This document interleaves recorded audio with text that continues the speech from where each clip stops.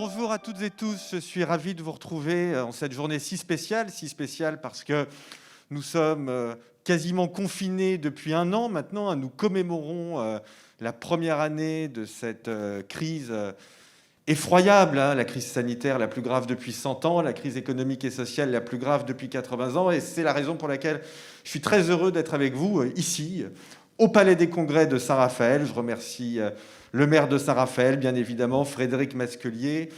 Nous avons pensé, Frédéric Masquelier et moi, que nous ne pouvions pas laisser une année se dérouler sans les rencontres de l'avenir. C'est la raison pour laquelle nous sommes là aujourd'hui, dans le strict respect des consignes sanitaires. Il y a donc moins de 10 personnes dans cette salle, mais vous êtes derrière vos écrans pour suivre cette journée pendant laquelle nous allons réfléchir et faire des propositions sur l'avenir de l'économie française. Cette journée, c'est la première partie des Rencontres de l'avenir, édition 2021. La deuxième partie, comme l'a annoncé le maire de Saint-Raphaël, aura lieu, nous l'espérons, de façon classique, comme en 2019 et en 2018, avec des milliers de personnes, comme lors de ces deux premières éditions, vaccinées, si la campagne de vaccination arrive enfin à atteindre le rythme que nous sommes en droit d'attendre. Nous nous retrouverons à la fin du mois de novembre, tous ensemble, mais nous avons tout de même décidé d'organiser cette première session sur les questions économiques et sociales, parce que nous avons une conviction, c'est que l'économie française peut tirer les leçons de cette crise et sortir renforcée de cet épisode très difficile que nous connaissons. C'est la raison pour laquelle nous débattrons aujourd'hui avec des économistes, des personnalités politiques, des membres du gouvernement, des responsables ou d'anciens responsables de la politique économique pour faire des propositions extrêmement concrètes. Ma conviction, c'est que le rebond économique sera fort.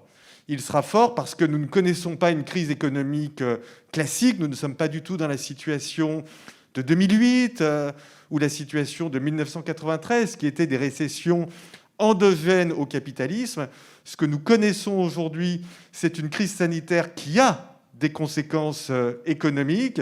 Et à partir du moment où cette crise sanitaire sera résolue, nous devrions avoir un rebond économique relativement fort, comme nous l'avons observé d'ailleurs à la suite du confinement du printemps dernier et du confinement du mois de novembre. Je vais laisser la parole au ministre de l'Économie et des Finances qui introduit cette journée. Vous allez pouvoir interréagir tout au long de la journée pour poser des questions à nos intervenants. Les vidéos resteront bien évidemment disponibles sur les réseaux sociaux et sur la chaîne YouTube de la ville de Saint-Raphaël. Et je laisse la parole sans plus attendre à Bruno Le Maire, le ministre de l'Économie et des Finances, pour introduire cette journée. À tout à l'heure. Bonjour à tous. Je suis très heureux de participer à ces rencontres de l'avenir. Je voudrais remercier Nicolas Bouzou qui, comme d'habitude, fait preuve d'esprit d'initiative pour ouvrir la réflexion sur l'avenir de la France et de l'Europe. Je voudrais remercier également le maire de Saint-Raphaël, Frédéric Masquelier, d'avoir organisé chez lui ces rencontres et vous faire part de quelques convictions s'agissant de l'avenir de la nation française. Sur les sujets économiques et financiers, il me semble qu'il y a au moins 4 sujets qui méritent d'être débattus durant ces rencontres. Le premier sujet, c'est évidemment le sujet financier qui aujourd'hui occupe une grande part du débat public, celui sur la dette et le remboursement de notre dette. Je vais vous dire ma conviction, je pense que le vrai débat est moins sur la dette que nous rembourserons que sur les modalités de remboursement de cette dette et sur la question de la dépense publique. Dans le fond, si la France a toujours eu des niveaux de dépenses publiques très élevés, c'est ce qui explique la situation de notre endettement public aujourd'hui. Ma conviction, c'est que rembourser la dette, ça suppose d'abord de la croissance, cela suppose de maîtriser notre dépense publique, notamment en fixant des règles de dépenses sur plusieurs années plutôt que sur une seule année, Et ça passe également par la poursuite de la transformation de notre modèle économique. Vous connaissez ma conviction, par exemple, sur la question des retraites. Le deuxième sujet qui me paraît absolument capital sur l'avenir économique et financier français, c'est la question des nouvelles technologies et de l'investissement. Dans le fond, c'est peut-être la question la plus importante pour nous. Est-ce que nous sommes capables, tous collectivement, d'ouvrir de nouvelles chaînes de valeur, de créer des emplois qui correspondent à ces chaînes de valeur en France? Et ma conviction, c'est que de ce point de vue-là, la crise peut être une opportunité formidable pour la France. Pour la première fois depuis 30 ans, nous avons la possibilité de créer de nouvelles chaînes de valeur, en plus de celles qui aujourd'hui sont les plus performantes en France. Je pense à l'aéronautique, au luxe, à l'agroalimentaire ou à la chimie. Nous pouvons ouvrir de nouvelles chaînes de valeur sur les batteries électriques, sur le quantique, sur la question clé des biotechnologies. Sur tous ces sujets-là, nous avons l'opportunité de créer des chaînes de valeur nouvelles avec les emplois qui vont avec et les possibilités de création de richesses qui vont avec. C'est ce que nous nous employons à faire avec le président de la République depuis plusieurs mois dans le cadre du plan de relance. Troisième sujet clé, c'est évidemment la protection de l'environnement. Avoir une croissance, oui, mais cette croissance, au lendemain de la crise, doit être une croissance durable. Et tous les investissements dont je vous parlais précédemment doivent nous permettre de financer de nouvelles technologies qui vont nous permettre de conjuguer croissance économique et lutte contre le réchauffement climatique. Un exemple, nous mettons 7 milliards d'euros sur l'hydrogène. C'est bien un moyen d'investir dans l'innovation et les nouvelles technologies, tout en préservant nos capacités de croissance et donc d'emploi et donc de prospérité pour nos enfants et nos petits-enfants. La croissance doit être durable. Le respect de l'environnement ne doit pas être une politique isolée, ça doit être au cœur de toutes les politiques. La lutte contre le réchauffement climatique ne doit pas être l'action de l'un ou de l'autre. Ça doit être une action collective qui dicte tous nos choix de politique publique. Enfin, le quatrième grand thème, c'est à mes yeux la lutte contre les inégalités. Faisons attention à ce que notre pays, qui est capable plus que d'autres de lutter contre les inégalités, poursuive dans cette voie qui est un facteur d'unité de la société française. Je m'exprime aujourd'hui le 8 mars, le jour du droit des femmes. Je considère que parmi ces inégalités, il y a encore en matière d'inégalité entre les femmes et les hommes beaucoup de choses à faire dans notre pays et que nous devons porter cette ambition d'égalité réelle et totale entre les femmes et les hommes dans le monde économique au plus haut. Voilà 4 thèmes que je soumets à votre discussion. Je suis persuadé qu'il y en aura beaucoup d'autres qui vont émerger, mais cette question de la dette et du financement de notre modèle social, cette question de l'innovation, cette question du respect de la planète et la question de la lutte contre les inégalités me paraissent 4 thèmes essentiels au lendemain de cette crise et je serai très heureux de lire les conclusions que vous tirerez de vos débats et de vos échanges qui, je l'espère, seront les plus fructueux possibles.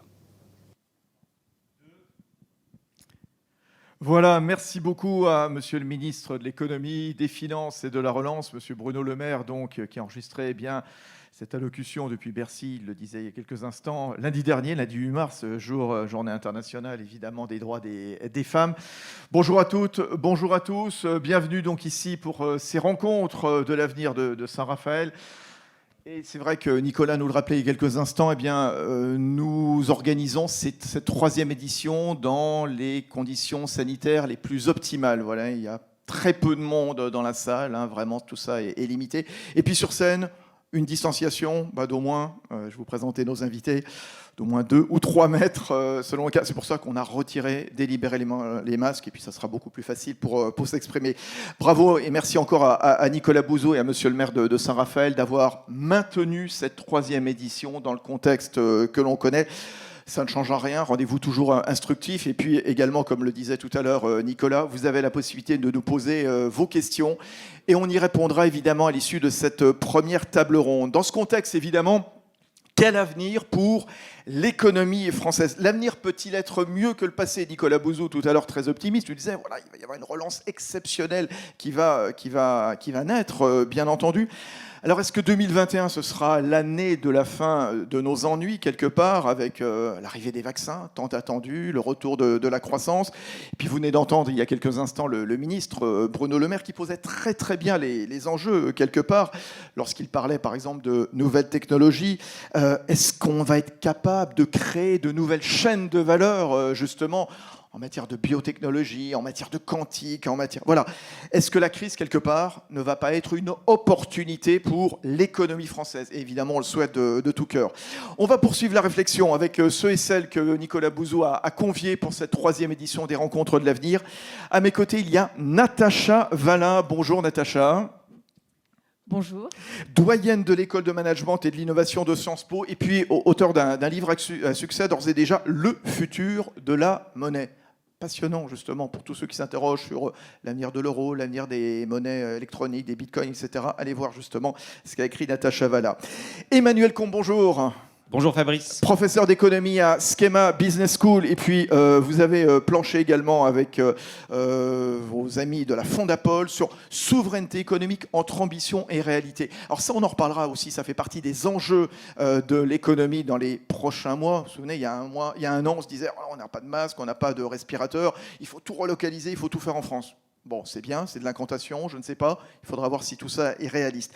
Pierre Bentata, bonjour. Bonjour. Pierre Bentata, économiste, essayiste, directeur de Rinzen Conseil. Voilà, merci à tous les trois d'avoir accepté l'invitation de Nicolas Bouzou ici à Saint-Raphaël. Pour démarrer, voilà, 2021, est-ce que ça sera une année de croissance? En début de semaine, Natacha, c'est l'OCDE qui relevait ses prévisions de croissance mondiale pour 2021 à 5,6% pour cette année. Bercy table sur du 6% pour la France. Déjà, pour planter le décor, quel panorama vous faites de la conjoncture en France? Nette reprise ou pas en 21?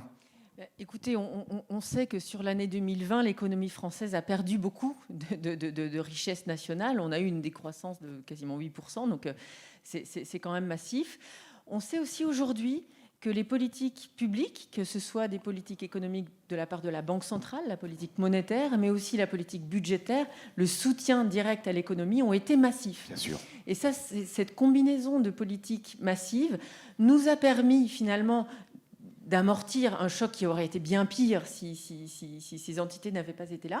Et on se rend compte aujourd'hui que finalement, dans le jeu mondial, le soutien public à l'économie va jouer de façon très forte. Et vous avez raison, on va rappeler quand même comment le gouvernement, comment les banques centrales, comment l'Union européenne ont injecté des centaines de milliards d'euros dans l'économie, avec de vastes plans de relance. C'est vrai, notamment à Bruxelles en juillet dernier. C'était pas très très simple d'ailleurs à cette époque. Sur l'Europe, ça a été une grande victoire de l'année, mais la victoire n'est pas complètement gagnée non plus, parce qu'il faut aujourd'hui dessiner la façon dont on va dépenser cet argent, parce qu'il faudra bien évidemment en faire quelque chose qui nous portera de la croissance, qui portera de la création d'emplois et de la prospérité commune en Europe. Mais ce dont on va bénéficier aujourd'hui assez fortement en Europe comme partout dans le monde, c'est aussi du plan de relance américain. Et là, je pense qu'on a eu beaucoup d'incertitudes. On va le rappeler, 1900 milliards de dollars, et pour se rendre compte un petit peu, c'est le PIB d'un pays comme l'Italie peut-être, non? C'est ça à peu près? À peu près, oui. Ouais, à peu près. Voilà, 1900 milliards. Voilà, le plan Biden de cette semaine,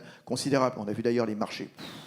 Au-dessus des 6 000, le CAC. Hein. Voilà, ça donne une grande bouffée d'air, ce qui fait dire à certains d'ailleurs, mais attention, c'est beaucoup, c'est peut-être même un peu trop, on va voir l'inflation revenir. Ça, à mon avis, ce n'est pas le premier souci. Non. Il faut effectivement se dire que l'économie américaine va en profiter, mais l'économie européenne va être tirée également par cet effet. Natacha, qu'est-ce qui va bien, qu'est-ce qui va moins bien aujourd'hui quand on parle de la France, sur la sphère économique, bien sûr? Alors, ce qui a été compliqué en France dans l'incertitude qu'on a traversée en 2020, c'est que plus personne ne savait pour combien de temps, comment, dans quelle mesure. Alors, les Français se sont mis à épargner. Aujourd'hui, alors ça n'allait pas très bien, puisqu'on a beaucoup épargné, c'est-à-dire qu'on a très peu consommé. Ça a été un choc assez massif.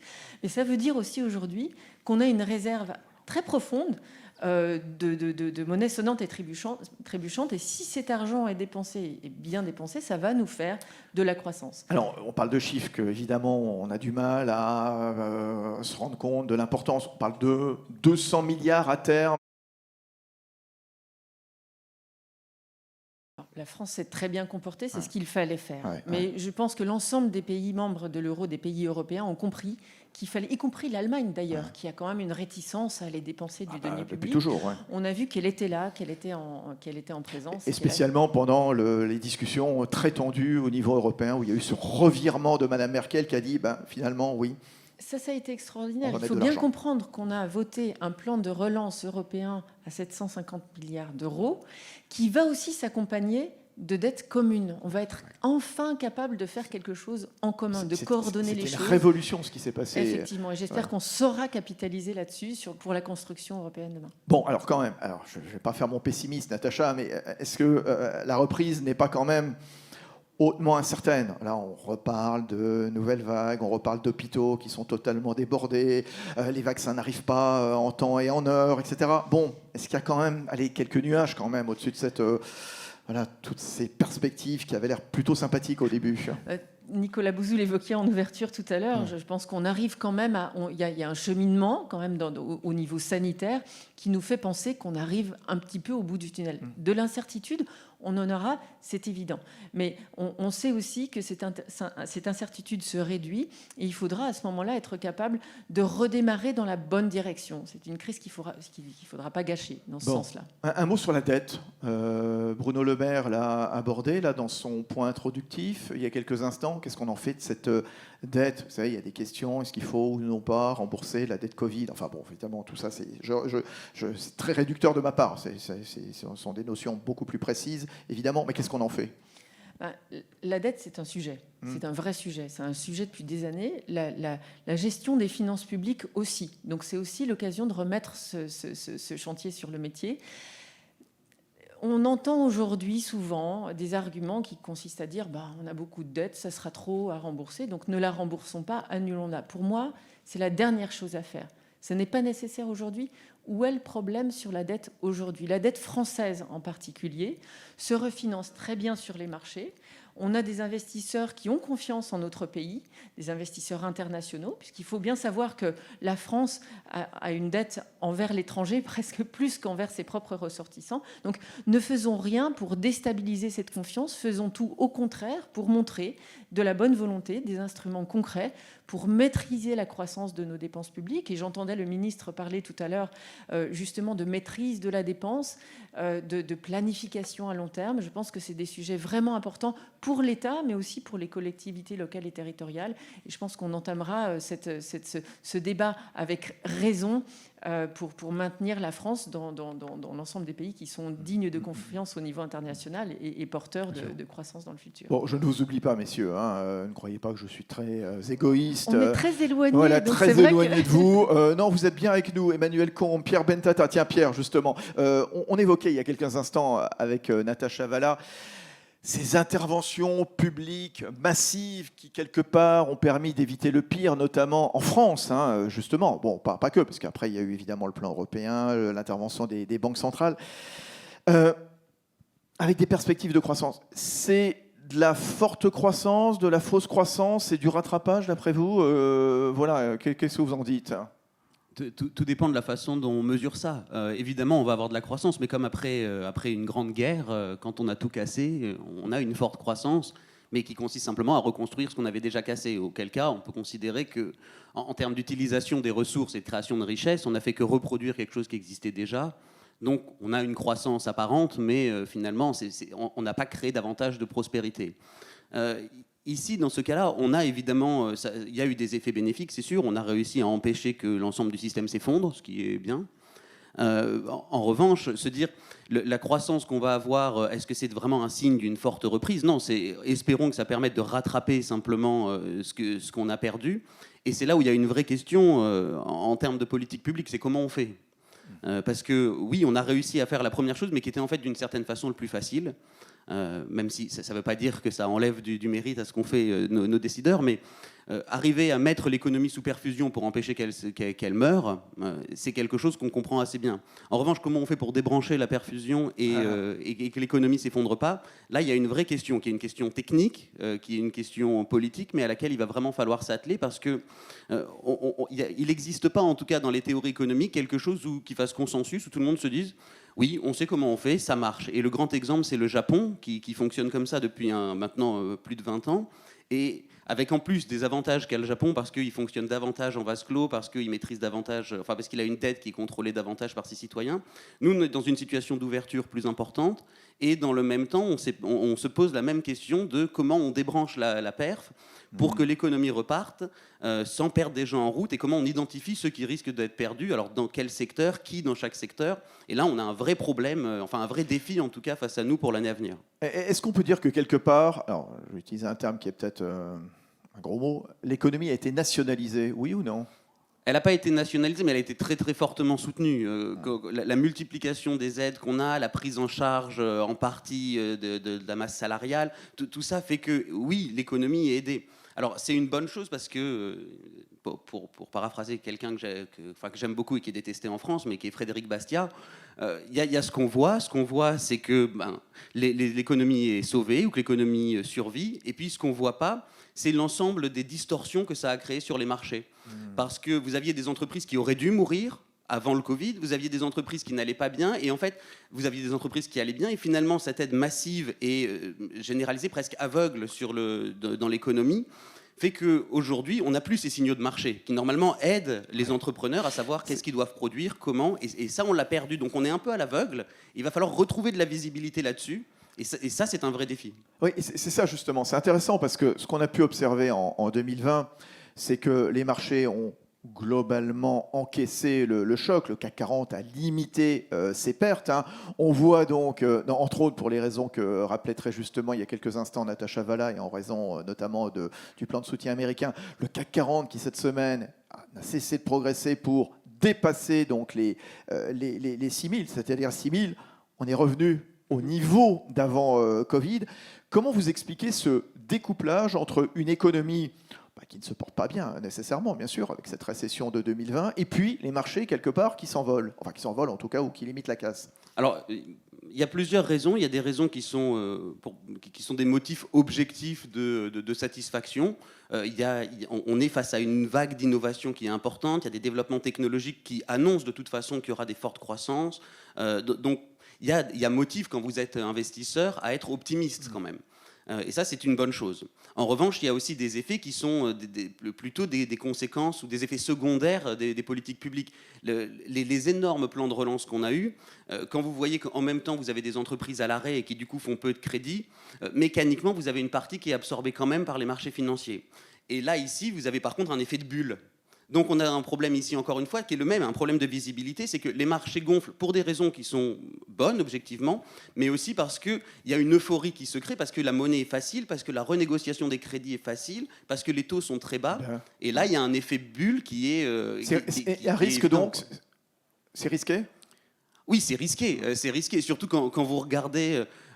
Quand vous regardez sur les dernières années, vous regardez l'évolution des grandes places boursières, des indices des grandes places boursières européennes, vous voyez qu'elles sont très fortement corrélées avec la place boursière américaine, et vous voyez que la place boursière américaine est très fortement corrélée avec la production de monnaie de la Banque centrale américaine. Donc en fait, il y a une vraie dépendance quand même à la quantité de monnaie qu'on crée. Et ça, c'est pas quelque chose qui est rassurant, parce que normalement, le marché financier ne doit pas dépendre de la quantité de liquidité qu'on y injecte. On va pas uniquement, c'est censé accompagner des fondamentaux qui vont bien. Donc là, on a une décorrélation entre une croissance qui est, alors un rattrapage, mais si on le lisse, en fait, qui va être globalement atone, et des marchés financiers qui s'envolent. Et l'exemple typique, vous avez commencé à l'aborder, mais l'exemple typique, vraiment le miroir grossissant, c'est ce qui se passe sur les crypto-monnaies. Oui. Et justement, dites-en un mot, puis Natacha enchaînera, puisque c'est au cœur de son livre, justement. Là aussi, sur les crypto-monnaies... Est-ce qu'il faut s'emballer sur les crypto-monnaies? On a vu le Bitcoin qui a dépassé les 50 000 $, il y a Voilà, je ne sais plus où ça en est en ce moment. Oui, parce et que puis ça- qui traîne dans son c'est tellement sillage relatif. l'ensemble des crypto-monnaies. Là aussi, vous avez des effets disruptifs qui sont très forts. On sait que la blockchain comme technologie, c'est quelque chose qui est amené à vraiment transformer les relations. Vous avez des smart contracts, vous avez des grilles ensemble, des passerelles de crypto-monnaies qui permettent de sécuriser des transactions, d'avoir une très forte visibilité, de connecter différentes crypto-monnaies. Donc il y a une raison pour laquelle les gens se tournent vers ça. Vous avez des investisseurs institutionnels qui regardent ça de plus en plus près. Donc évidemment, il y a des raisons objectives bonne à ce que ça augmente. Mais en même temps, il y a aussi toute cette épargne et toute cette facilité de crédit qui a tendance à se déverser en partie là-dessus, même si on parle d'un très petit marché. Et là, c'est aussi un effet de spéculation. Et vous le voyez quand vous commencez à avoir des gens qui connaissent rien à une technologie, très souvent, qui se mettent à investir massivement dedans. Là, aujourd'hui, quand vous regardez sur les réseaux sociaux, sur les forums, vous avez de plus en plus de particuliers qui connaissent absolument rien aux crypto-monnaies et qui se mettent à jouer dessus. Là, vous avez un passage de l'investissement à la spéculation sur lequel il faut garder un œil parce que c'est une bulle. Oui, mais juste un mot, Natacha Valla, puisque auteur du futur de la monnaie, il faut s'emballer franchement sur les bitcoins et autres crypto-monnaies. Déjà, moi, si j'ai un mot à dire, je n'emploierai pas le mot crypto-monnaie, mais crypto-actif.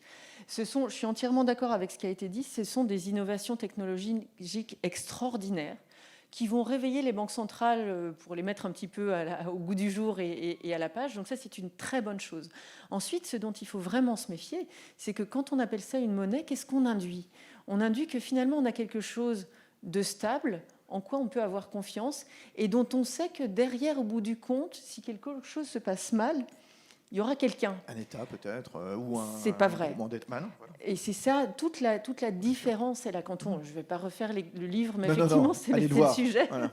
Mais quand on remonte dans l'histoire monétaire, in fine, il faut que ce que vous avez comme actif, ce soit convertible en quelque chose de liquide et qui a une valeur stable. Or, c'est le rôle de la Banque centrale, finalement, de dire, vous avez un souverain qui est là pour garantir la valeur de votre dollar, de votre euro. Donc, je comprends les doutes qu'on puisse avoir aujourd'hui en disant il y a tellement d'euros et tellement de dollars qui ont été créés par les banques centrales que est-ce que c'est pas trop ? Est-ce que c'est solide ? Non. C'est normal qu'on se pose cette question, mais ces actifs-là, selon moi, ne répondent pas à ces critères-là. Et en plus, ce sont des contreparties de rien. Si vous achetez une obligation, si vous épargnez et que vous mettez votre épargne dans une obligation d'État, vous avez une dette envers l'État ou envers Danone ou envers l'émetteur.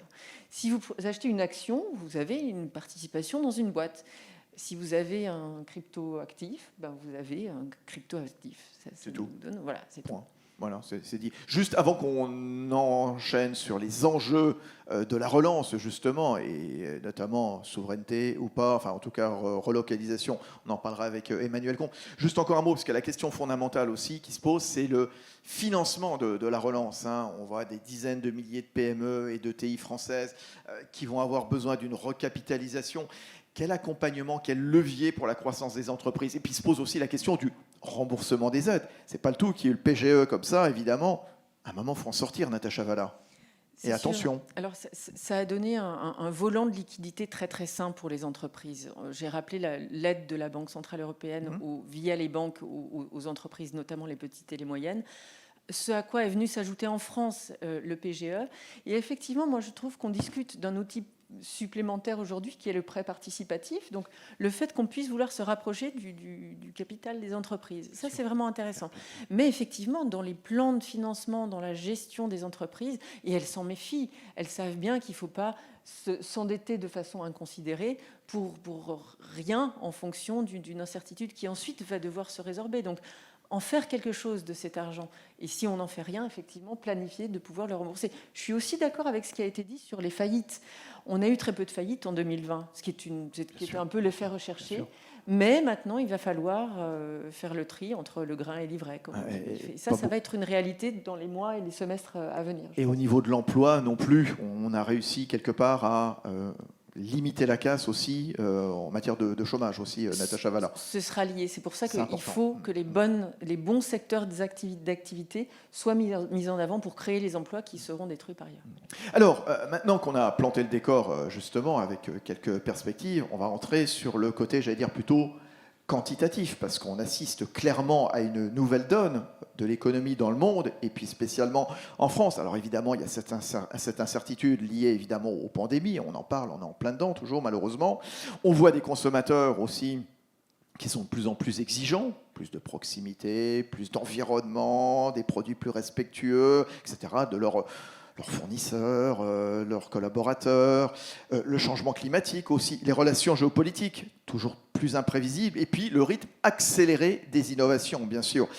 Hydrogène, on en parlait tout à l'heure avec le ministre de l'économie, Bruno Le Maire, et puis Emmanuel Combes. Alors, il y a un an, je le disais, 12 mars, voilà, on allait rentrer dans le premier confinement avec toutes ces incertitudes, ces hôpitaux qui étaient totalement débordés partout dans le pays.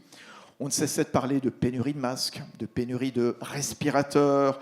Aujourd'hui, on manque de vaccins. Est-ce que l'avenir sera à ce que les Français reprennent en main leur destin en main? Comment est-ce qu'on satisfait cette attente? Est-ce qu'il faut des relocalisations? Qu'est-ce que vous nous racontez, Emmanuel Combes? Je voudrais revenir un petit peu sur la nature de la crise. La crise, je crois que Nicolas l'a dit très bien tout à l'heure, au départ, c'est une crise sanitaire qui a entraîné une crise économique. Donc on pourrait se dire c'est une crise très très grave. Je vous rappelle, moins 8%, moins 8,3% je crois pour la France. Eh bien on va faire comme avant.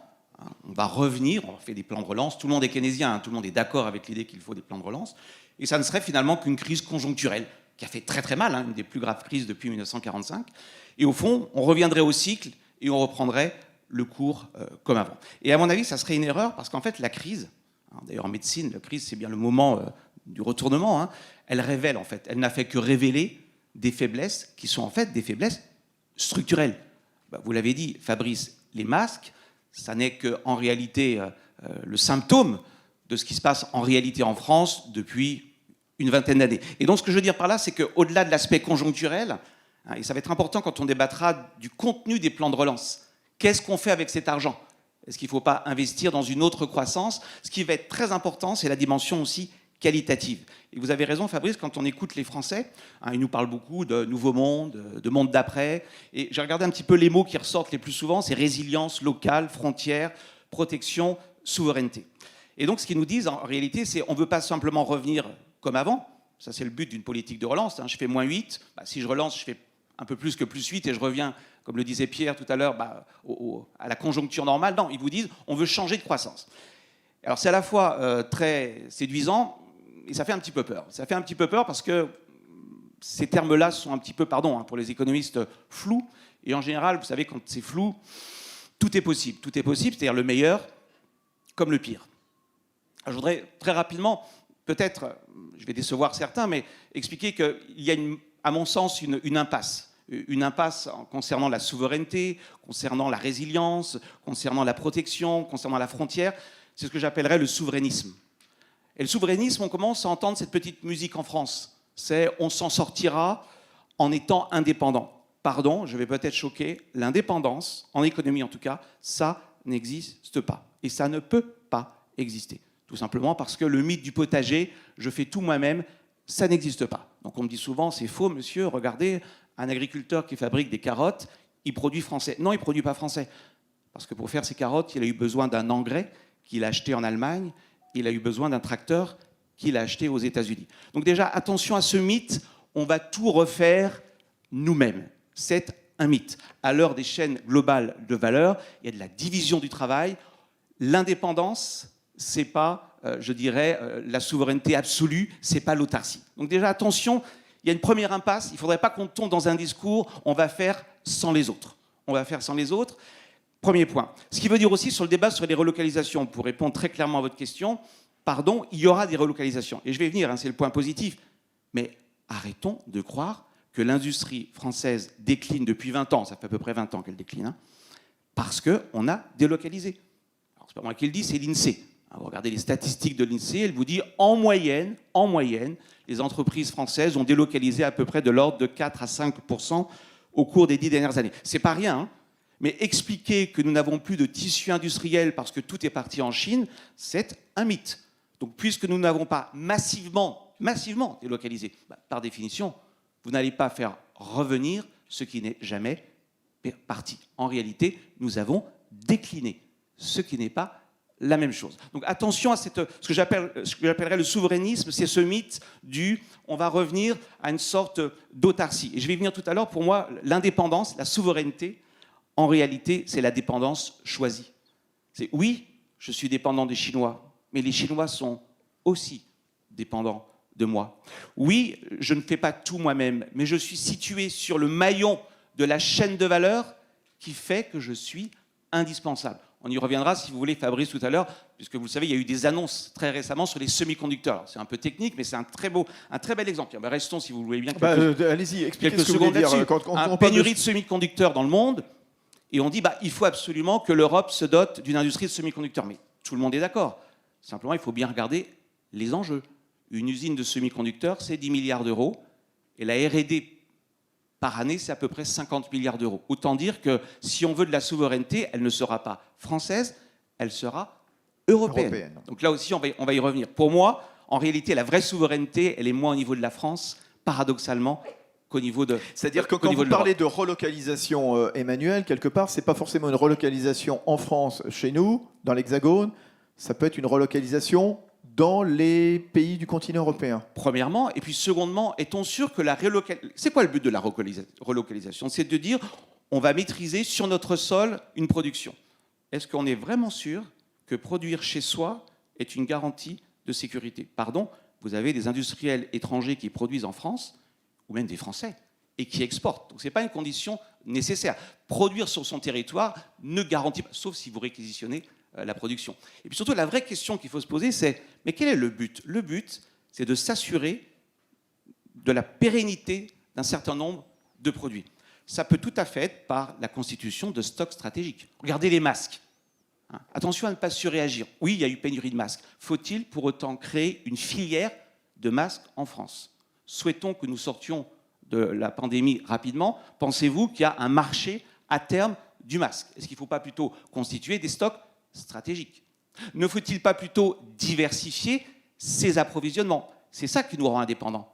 Parce que si vous produisez tout en France, souhaitons que cela n'arrive jamais, s'il y a un choc en France, eh bien c'est plus malin d'avoir diversifié ces importations. Et il y a une étude très intéressante de la Direction générale du Trésor qui a dit, voilà, on nous parle beaucoup de relocalisation, on va regarder ce que c'est qu'un bien essentiel. Un bien essentiel, c'est un bien qui est vulnérable au sens où on est dépendant des autres. Alors qu'est-ce que c'est qu'être dépendant? C'est avoir très peu de fournisseurs et ne pas pouvoir diversifier ses fournisseurs. Eh bien, tenez-vous bien, la DG Trésor fait ce petit calcul sur 4 927 biens importés. 4 927. Et on trouve 12 biens essentiels. D'ailleurs, des produits auxquels on ne pensait pas spontanément. Les lampes LED, visiblement, on est complètement dépendant de la Chine. Ce que je suis en train de dire, je ne suis pas en train de te dire qu'il ne faut pas relocaliser. Et d'ailleurs, le gouvernement, en réalité, est très pragmatique. Je dis simplement, ne croyons pas que la France redeviendra une puissance industrielle parce qu'il y aura des relocalisations. Ça n'est tout simplement pas possible, tout simplement parce que la cause première de notre déclin industriel, ça n'est pas les délocalisations. C'est le fait qu'on n'ait pas suffisamment investi dans la formation, pas suffisamment investi dans la recherche-développement. Je vous rappelle que la France dépense 2% de son PIB, l'Allemagne 2,9%, sans même parler de la Corée, de la Chine et des États-Unis. Nous n'avons pas suffisamment monté en gamme. Et ça n'est pas une question de relocalisation. Donc je ne dis pas qu'il ne va pas y avoir de relocalisation. Dans la pharmacie, et c'est tant mieux le paracétamol, mais attention à ce mythe selon lequel les relocalisations vont nous sauver. Question que je pose à tous les trois. Qu'est-ce que c'est une bonne politique industrielle en 2021 et pour les années à venir? Petit tour de table. Natacha Valla, peut-être pour démarrer, ensuite Pierre et retour d'Emmanuel. Moi, j'aime bien le mot politique industrielle parce que ça nous fait réfléchir précisément, et là je suis entièrement d'accord avec ce qu'Emmanuel Combe vient de dire, la dimension européenne est essentielle. Aussi parce que nous sommes complémentaires dans nos compétences, dans nos approches, dans nos façons de nous organiser, etc. Donc il y a une certaine diversification dans cette appartenance européenne-là qu'on est en train de construire pas à pas et qui prend du temps et qu'on a quand même très bien fait au niveau monétaire et qu'on est en train de construire encore pour les décennies à venir. Et moi, il me semble qu'il y a un élément essentiel qui a été évoqué, c'est celui de l'investissement et des secteurs dans lesquels l'investissement est essentiel. Et là, je ferai appel à certaines études qui ont été portées sur les États-Unis, mais conduites aux États-Unis, mais sur des données plus générales, sur ce qui faisait qu'un pays était un innovateur, un producteur de brevets. Et en réalité, on a trouvé une complémentarité extrêmement forte, c'est-à-dire que l'un ne va pas sans l'autre, entre deux choses. La première, c'est le niveau d'éducation à l'école primaire, tenez-vous bien, les maths au CE2, et la subvention en recherche et développement, comme le disait Emmanuel tout à l'heure. Donc, il faut vraiment avoir en tête que ces choses-là se construisent dans la durée. Qu'est-ce que ça nous raconte comme histoire? Ça nous dit que finalement, si nos enfants savent bien lire et bien compter, et qui en plus ils sont bien dans leur tête, et ben, ils sauront quand ils arriveront à 15-20 ans aller dans des écoles qui sont capables de bien les former. Et une fois qu'ils seront bien formés, s'ils ont les bonnes subventions, qu'elles proviennent du niveau communautaire européen, ils la mettront au bon endroit. Ils la mettront au bon endroit. Et c'est comme ça qu'on construit cette frontière, et c'est comme ça qu'on évite le déclin dont parlait Emmanuel. Et je pense aussi que... Le construire le plus tôt possible. Il voilà, n'est jamais trop tard pour bien faire. Promis, c'est sûr, parce que là, on a l'impression que c'est un peu... On se résigne. Non. Moi, j'ai un fils au CE2 et un autre au CM1. Et c'est vrai que je trouve que... Alors, on est tous comme ça, je pense que quand même, ce qu'ils apprennent en maths, c'est quand même bien moins bon que ce qu'on apprenait nous à notre époque. mais en tout cas, peut-être un peu plus progressif, j'en sais rien. Mais qu'on se dise, pour eux, c'est peut-être foutu, mais pour leurs petits cousins qui ont 5 ans, 10 ans de moins, tout est encore à construire. Donc si on commence vraiment à prendre ça en charge dans des politiques publiques, dans 15 ans, 20 ans, on aura, et c'est pas grand-chose, une génération finalement, pour reconstruire les choses. Je pense qu'il faut aussi se sortir du fatalisme et du court-termisme. C'est pas pour rien qu'on est au cœur des rencontres de l'avenir, là, qu'organise la mairie de Saint-Raphaël avec Nicolas Bouzou. Pierre Bentata, sur cette question de la politique industrielle.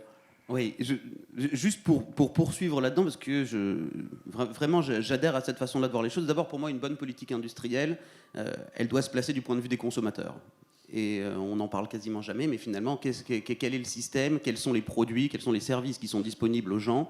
On n'en parle pas, d'ailleurs, et c'est un phénomène qui est commun quand vous voyez des rapports publics sur des réglementations de secteur. On ne parle jamais des consommateurs. Ce qui pour moi est un peu choquant parce qu'on prend les problèmes à l'envers. Mais en allant plus loin là-dessus, on parlait de la nécessité de l'investissement et de l'éducation, c'est vrai, c'est tout à fait vrai. Il y a 2 points que je voudrais aborder ici, ou mettre en évidence. D'abord, sur la recherche et développement, on sait où sont nos défauts en France. On les connaît bien. Il y a une absence totale de passerelle entre ce qu'on appellerait en économie l'invention et l'innovation, la découverte scientifique et sa concrétisation marchande. Et ça, on a vraiment du mal. On a beau expliquer régulièrement, on n'est pas les seuls avec Nicolas à faire des rapports dessus, mais il y a quelque chose qui passe pas. Il y a une sorte de tabou français. On n'arrive pas à faire travailler ensemble en amont, et surtout lorsqu'on essaye d'accompagner des entreprises technologiques dans leur vallée de la mort. Il y a un moment où on n'arrive plus à les financer. Il y a un moment où on est très sceptique sur la venue de capital risqueur. On a du mal à créer ici un écosystème qui fonctionne. Et donc, on exporte finalement de la R&D fondamentale à l'étranger. Donc, on fait bénéficier les autres, notamment les Américains, de nos savoir-faire.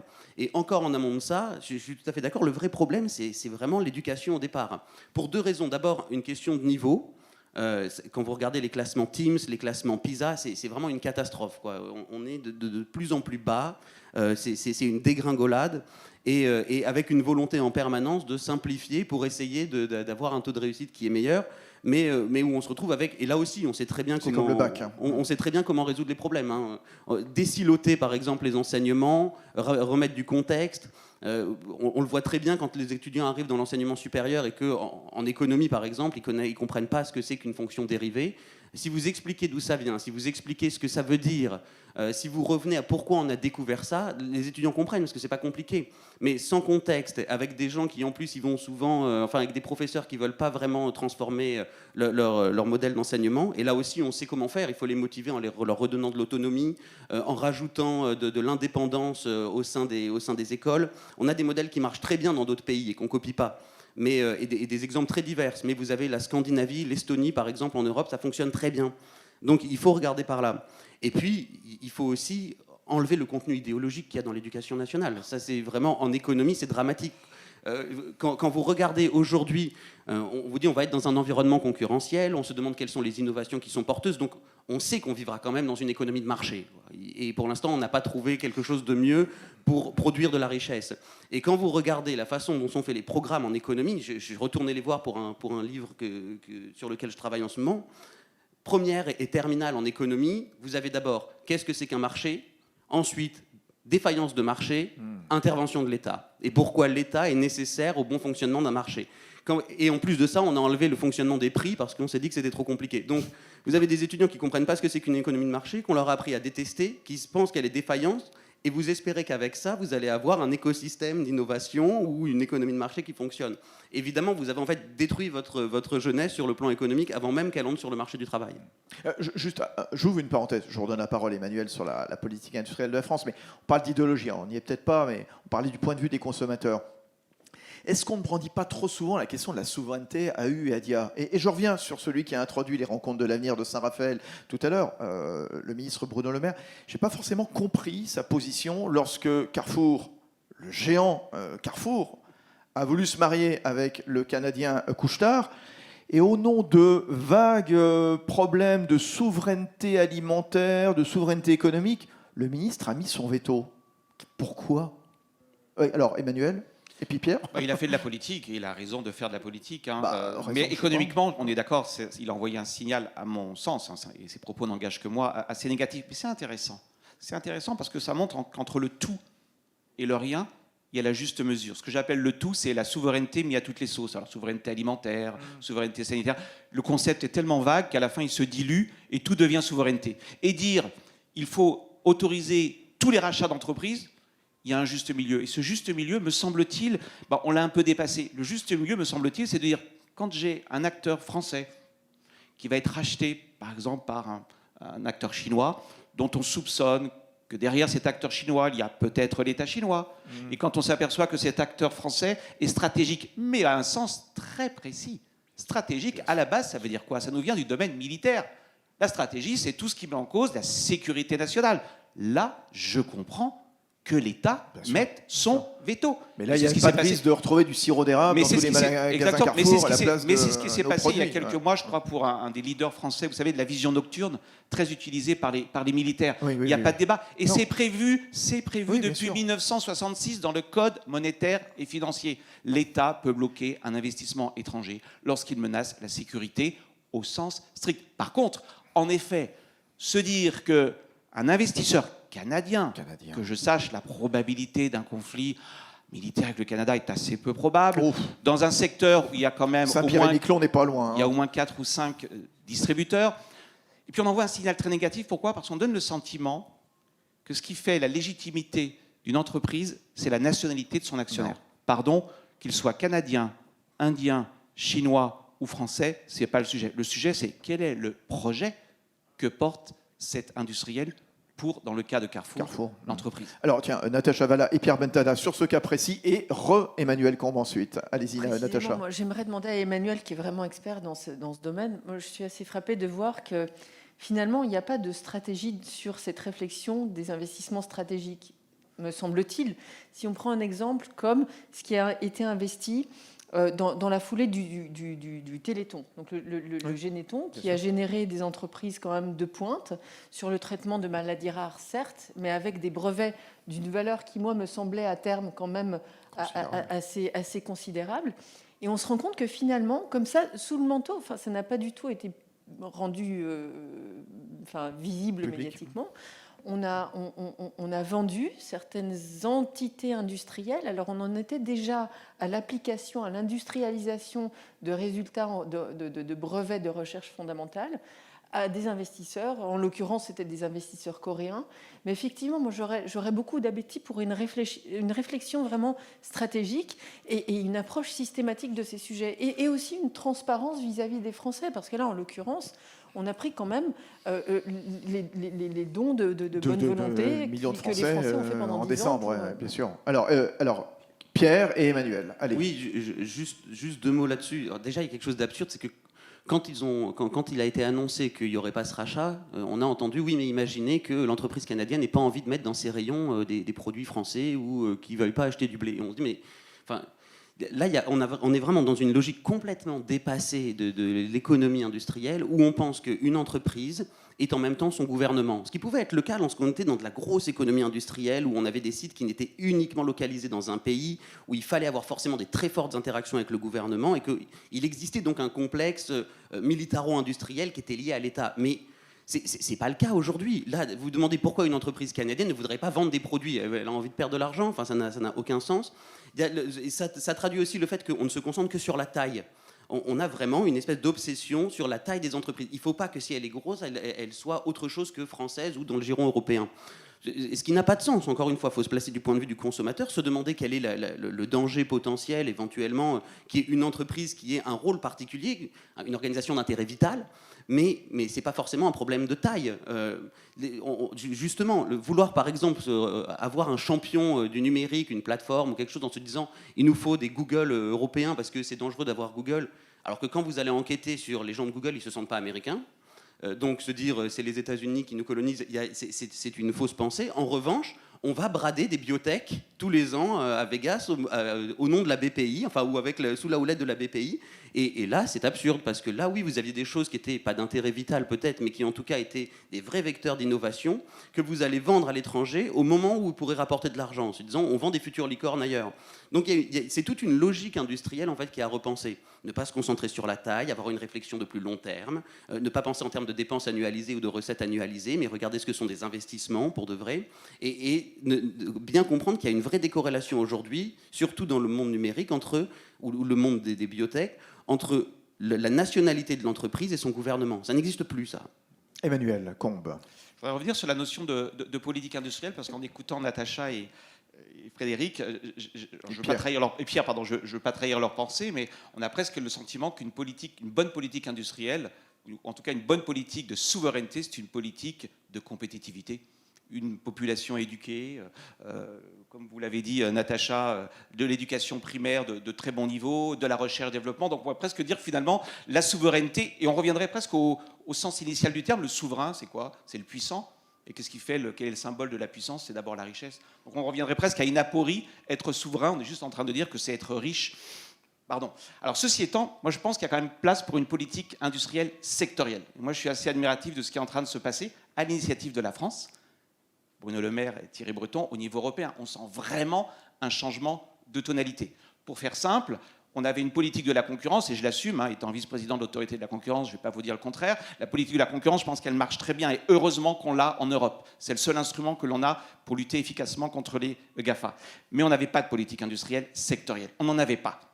On avait en effet un grand projet Airbus, qui n'est d'ailleurs pas vraiment européen, c'est plutôt franco-allemand. Et pour la première fois, on entend une musique que je trouve vraiment intéressante, qui est de dire qu'il faut marcher sur ses deux jambes.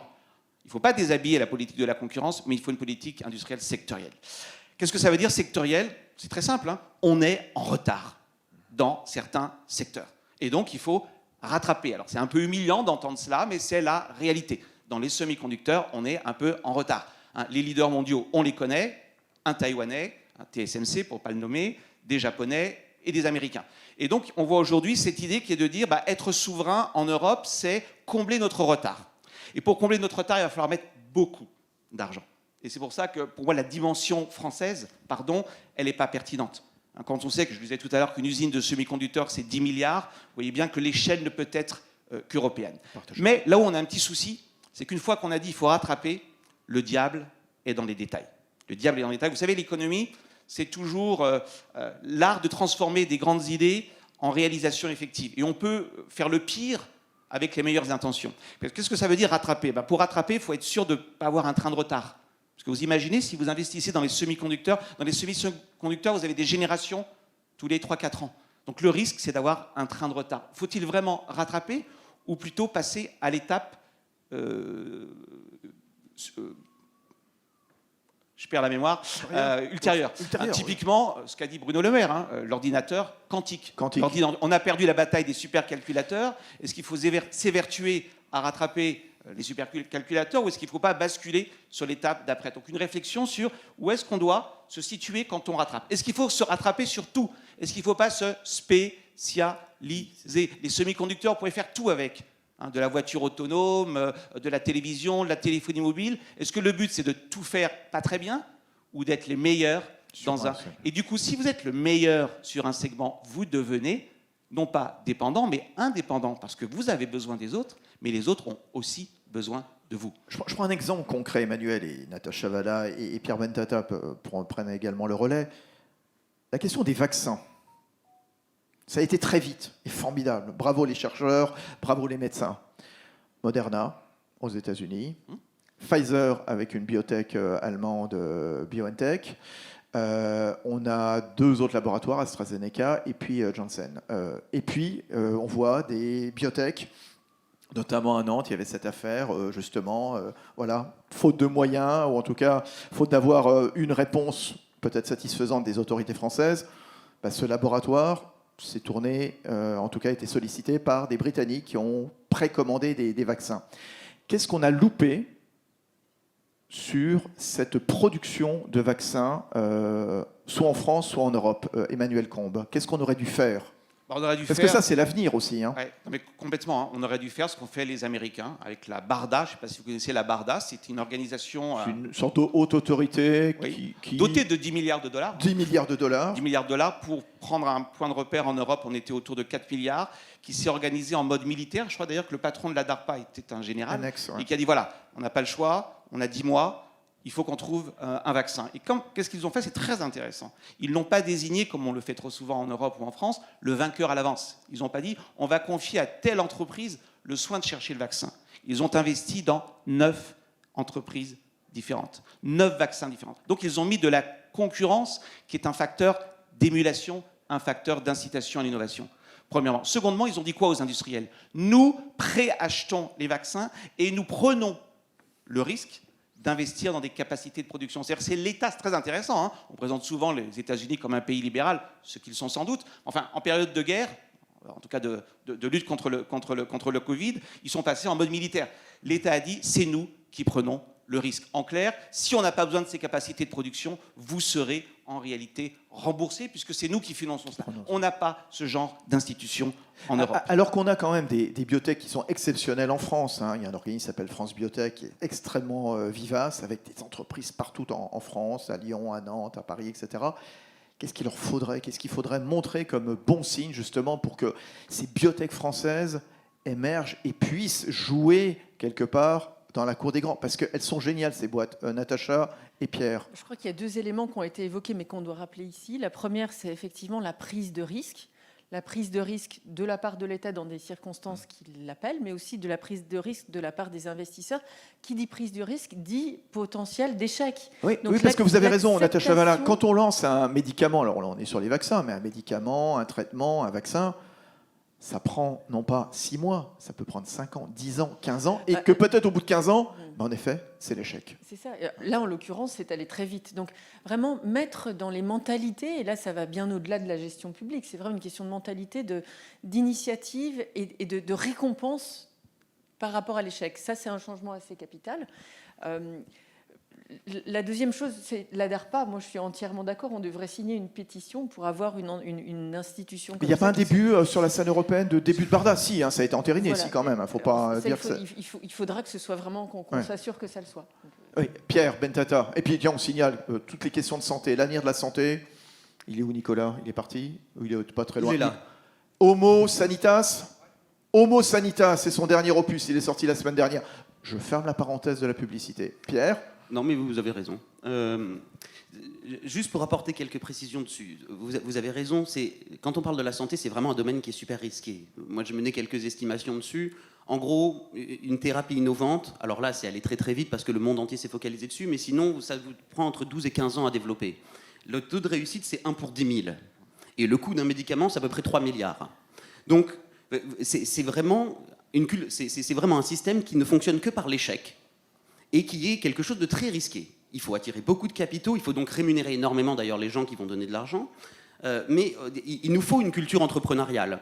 Le premier problème qu'on a en France, c'est que très souvent, la recherche fondamentale, elle n'est pas orientée vers du pratique. Et on a tenté de le faire en France, mais on l'a fait d'une façon qui est française, très, très bureaucratique. Et donc, au lieu d'avoir un organisme qui est capable de financer de façon massive à un moment certaines biotech ou certaines entreprises, on a multiplié des strates d'aide à l'innovation, mais de sorte que ce soit impossible en fait d'avoir quelque chose d'efficace. Juste pour vous, en vous donnant que quelques noms, mais vous avez des IRT, des SAP, des sociétés d'accélération du progrès, des instituts de recherche de technologie, des pôles de compétitivité. Comme on a vu que c'était trop compliqué, il y a eu plusieurs fois des rapports qui montraient que ça ne fonctionnait pas, on a créé par-dessus une organisation ombrelle qu'on a appelée Avisan. Mais du coup, on a fait un millefeuille bureaucratique et administratif entièrement centralisé au final pour être en charge de décentraliser les choses, donc ça ne marche pas. Et qui fait qu'on a au départ énormément de biotech. France Biotech nous le montre tous les ans, par exemple, mais on n'a pas de biotech grosse. Quand vous regardez l'effectif par biotech par rapport à la Belgique, par exemple, ou à l'Allemagne, on a une myriade de nains qui ne grossit jamais. Et ça, c'est un vrai problème. Un mot court, parce que je voudrais qu'on évoque encore la suite des enjeux de la relance, notamment le green, fondamental évidemment, notamment compte tenu du plan de relance français et puis européen. Oui, Emmanuel. Ce que dit Pierre est fondamental. En fait, en Europe, on n'a pas de problème de création d'entreprise. On est super innovant. Le problème, c'est la croissance. En fait, on n'a pas de nouveaux géants. Quand vous vous amusez à regarder les licornes, je regardais ça, 7 en France, donc les licornes. Les licornes, c'est celles qui ont une capitalisation boursière de 1 milliard. 1 milliard, ouais, qui progresse, je crois, de plus de 15 ou 20% par an. 7 en France, 33 en Europe, 236 aux États-Unis, 119 en Chine. Donc on a un vrai problème de croissance des nouveaux géants. En fait, le problème de l'Europe, c'est vraiment celui-ci. Et ça passe notamment par une meilleure intégration des marchés financiers. Alors Bruno Le Maire évoque... Oui, Natacha. Le diagnostic là-dessus, la note positive, c'est que le diagnostic s'affine. Et on parlait de vallée de la mort tout à l'heure pour les entreprises qui arrivent à croître. Donc on a des capital risqueurs en Europe, peut-être moins qu'il ne faudrait, mais on arrive à démarrer les choses. Et puis systématiquement, au moment où il faut monter en échelle, on n'y arrive plus. Mais ça, c'est tellement systématique et c'est tellement typiquement européen que quand on arrive à mettre le doigt sur quelque chose, ce serait dommage de ne pas dessiner la solution. On entendait le ministre de l'économie, des finances et de la relance tout à l'heure évoquer donc ces nouvelles opportunités pour l'économie française, ces nouvelles chaînes de valeur. On a parlé en effet de biotech, on a parlé de quantique. Est-ce qu'il va y avoir aussi une relance en direction des nouveaux enjeux sociétaux, une relance verte, une relance inclusive? Est-ce qu'on pourrait devenir un champion climatique quelque part? Est-ce qu'il y a un nouveau modèle à créer? C'est vrai, quand on voit le plan de relance qui a été annoncé par le Premier ministre Jean Castex au mois de septembre de 100 milliards, un tiers, 30 milliards donc, est consacré donc à la relance verte, à tout ce qui concerne l'énergie, tout ce qui concerne le bâtiment, tout ce qui concerne, etc. Enfin voilà, le transport, le ferroviaire, etc., etc. Ça va être le mantra maintenant, Natacha Valla, donc ça va être une relance tirée par le green, et le green va être facteur quelque part de croissance? Alors, oui, je l'espère, mais au départ, un point d'attention quand même. Oui. Il faut se méfier de ce qu'on appelle collectivement maintenant le greenwashing, c'est-à-dire mettre du vert de partout, à toutes les sauces, sans contrôle, sans normes, et puis tout est vert, et puis de toute façon je suis vert, donc il faut me subventionner, il faut me financer. Donc méfions-nous de ça.